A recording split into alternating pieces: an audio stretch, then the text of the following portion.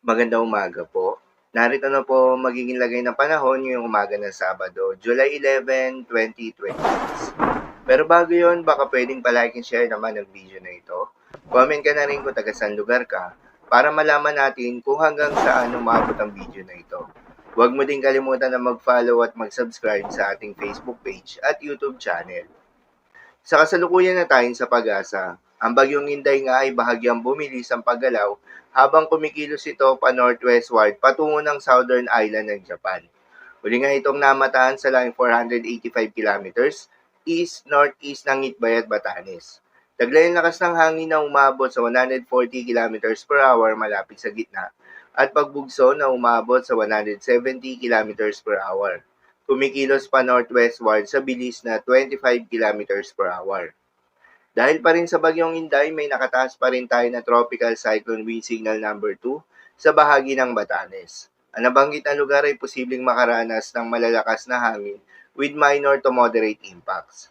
Habang tropical cyclone wind signal number 1 naman sa bahagi ng Cagayan kabilang na ang Babuyan Islands, northeastern portion ng Isabela, Apayao at northern at central portion ng Ilocos Norte.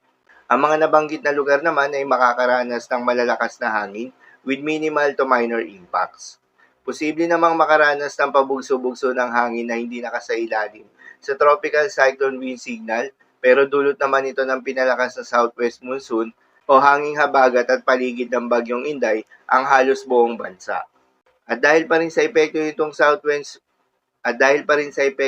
southwest monsoon, posibleng makaranas ngayong araw ng heavy to intense rain sa may Zambales, Bataan, Occidental Mindoro at Antique.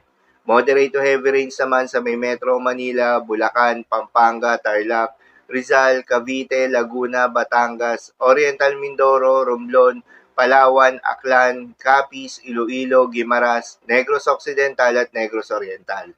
Sa mga apektadong lugar, ingat sa mga posibleng banta ng pagbaha at pag-uho ng lupa, lalong-lalo na sa mga lugar na inuulan na noong mga nakaraang araw pa. Para naman sa magiging track at lakas ng bagyong Inday, ang bagyong Inday nga ay tinatayang kikilos northwestward patungo ng southern island ng Japan at dagat hilaga ng Taiwan.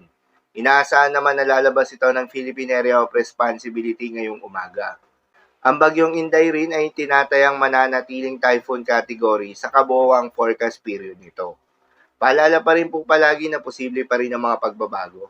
Kaya naman patuloy lamang na magantabay sa mga update nating ilalabas, lalo na ng Pag-asa. Para naman sa maging ilagay ng mga dagat baybayin, ayon sa Pag-asa ay may nakataas pa rin tayo na gale warning sa mga seaboards ng Batanes, Cagayan, Babuyan Islands, Isabela at northern coast ng Aurora. Payo ng Pag-asa kapag ganitong may gale warning ay huwag munang pumalaot yung mga kababayan nating mangingisda at yung may mga maliliit na sasakyang pandagat sa mga nasabing seaboards dahil inaasahan yung mas mahalo na karagatan. So yun lamang po para sa lagay ng panahon ngayong araw ng Sabado. Keep safe everyone.